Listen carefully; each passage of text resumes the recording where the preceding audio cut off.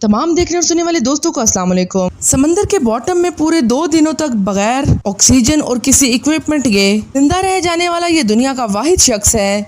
किस्मत इस पर मेहरबान थी या मौत इसको ढूंढ ही नहीं पाई।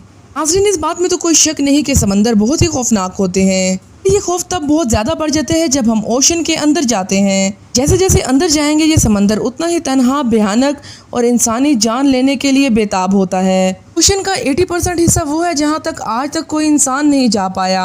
जाहिर है कोई जाना भी नहीं चाहता, लेकिन उसके बावजूद भी कश्तियाँ, बहरी जहाज के पैसेंजर से भरे पूरे के पूरे एरोप्लेन भी अंदर की गहराइयों में डूब चुके हैं, जहाँ से जिंदा वापस लौटकर कोई नहीं आया। फिर आज की कहानी इस शख्स के गिर्द घूमेगी जो एक ही वक्त में दुनिया का खुशनसीब शख्स भी है और बदनसीब भी। नाइजीरिया से ताल्लुक रखने वाला हैरिसन ओजक्का ओपकेन, ये शख्स एक टग बोट पर बावर्ची का काम करता था। 26 मई 2013 को टग बोट 12 क्रू मेंबर्स के साथ गल्फ ऑफ गेली में एक ऑयल टैंकर की मदद करने के लिए गई। इसमें हैरिसन भी मौजूद था। नाइजीरिया के साहिल से 32 किलोमीटर दूर गल्फ ऑफ गेनी में ताइगी लोकेशन में एक ऑयल टैंकर फंस चुका था। टग बोट ऑपरेटर्स के लिए एक रूटीन जॉब होती है। का काम ही शिप्स को टो करना या उनको कम पानी से निकालने का होता है। पर आज का दिन इनके लिए किसी भी तरह से नॉर्मल नहीं था। इस वक्त सुबह के 4:30 बज रहे थे। मामूल के मुताबिक उन्होंने ऑयल टैंकर को रस्सों की मदद से टो करना शुरू किया। फिर वो अचानक बढ़ते के समंदर में से अचानक बहुत बड़ी खौफनाक लहर उठी और टग बोट पर आ गिरी।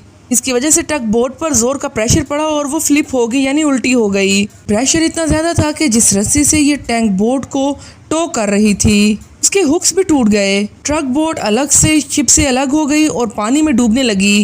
जैसा कि इस सिचुएशन में होता है, अंदर मौजूद 12 क्रू मेंबर्स में अफरा तफरी मच गई। ज्यादातर क्रूज अपने केबन्स में बैठे थे और बदकिस्मती से उनके केबन्स लॉक थे। समंदर के इस हिस्से में पायरेट अटैक्स बहुत ही कॉमन बात थी। इस सेफ्टी को मद्देनजर रखते हुए ही इन्होंने केबन्स को पहले से ही लॉक कर रखा था। इसको लॉक करना शायद पायरेट्स को तो अंदर आने से रोक सकता था, लेकिन समंदर के पानी के सामने इसकी कोई हैसियत नहीं थी। पानी तेजी से केबन्स के अंदर अपना कब्जा जमा रहा था।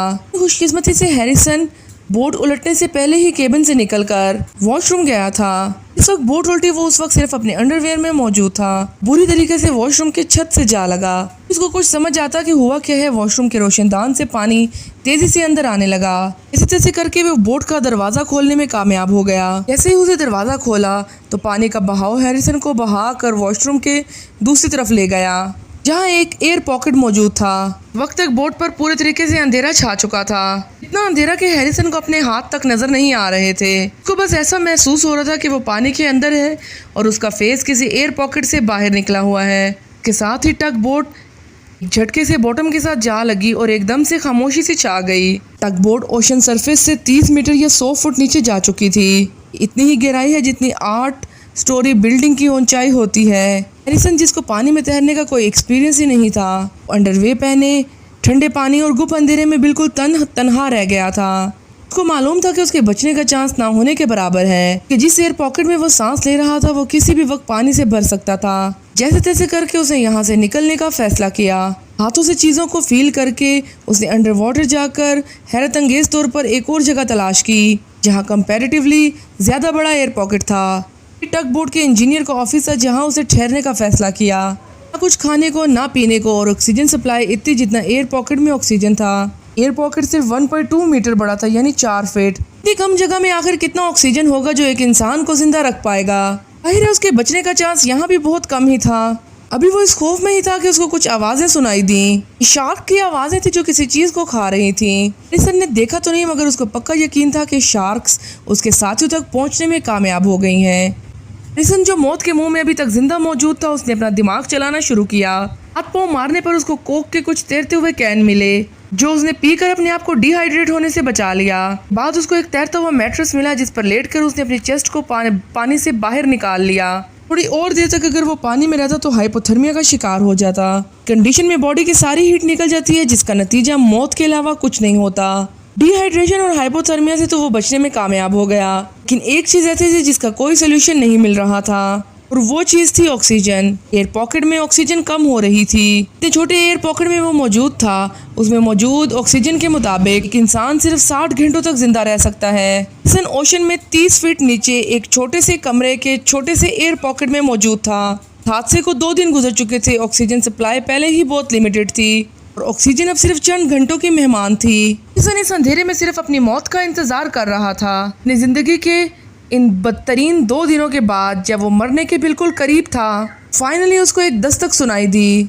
ऑयल टैंकर की टीम ने एक सर्च ऑपरेशन किया जिसमें समंदर में मौजूद लाशें निकालने का काम कर रहे थे। उनको इस बात का बिल्कुल भी यकीन नहीं था कि मलबे में मौजूद एक शख्स 2 दिनों तक जिंदा मौजूद होगा। इस वक्त हैरिसन को इंजीनियर के केबिन में पानी के अंदर से रोशनी दिखाई दी। खुशी की इंतहा नहीं थी जब उसने अपने सामने एक रेस्क्यू डाइवर को पानी से बाहर आते देखा। डाइवर का कहना था कि हैरिसन इस वक्त मुंह से सिर्फ चंद मीटर दूर था। उसकी बॉडी इतनी एग्जॉस्ट हो चुकी थी कि वो आंखें भी नहीं खोल पा रहा था। डाइवर ने फौरन उसको ऑक्सीजन हेलमेट पहनाया और उसके ऑक्सीजन लेवल को नॉर्मल करने की कोशिश की। हैरिसन को फौरन समंदर से बाहर नहीं निकाला गया। सडन प्रेशर चेंज की वजह से उसका हार्ट फेल भी हो सकता था। पहले एक डाइविंग बेल मंगाएगी और इसको इसमें डालकर समंदर से बाहर निकाला गया। बाहर निकलने के बाद भी इसको 2 दिनों तक इसी डाइविंग बेल में रहना पड़ा क्योंकि इसका प्रेशर आहिस्ता आहिस्ता कम किया जा रहा था। 2 दिनों के बाद हैरिसन पूरी तरीके से नॉर्मल हो गया। होश में आने के बाद उसने सबसे पहले ये बोला कि वो आइंदा कभी भी समंदर के करीब भी नहीं भटकेगा। हैरिसन दुनिया का वो पहला और शायद आखिरी इंसान है जिसने ओशन के बॉटम में बगैर किसी इक्विपमेंट के जिंदा रहकर वर्ल्ड रिकॉर्ड कायम कर दिया। जिंदगी के इन बदतरीन 2 दिनों ने हैरिसन को इतनी गहरी चोट पहुंचाई है, आज तक उसको बुरे सपने सताते रहते हैं। जी तो नाजरीन, ये थी हमारी वीडियो। आपको वीडियो कैसी लगी कमेंट सेक्शन में ज़रूर बताइएगा और वीडियो के आखिर में हमारे चैनल को सब्सक्राइब और वीडियो को लाइक करना ना भूलिएगा।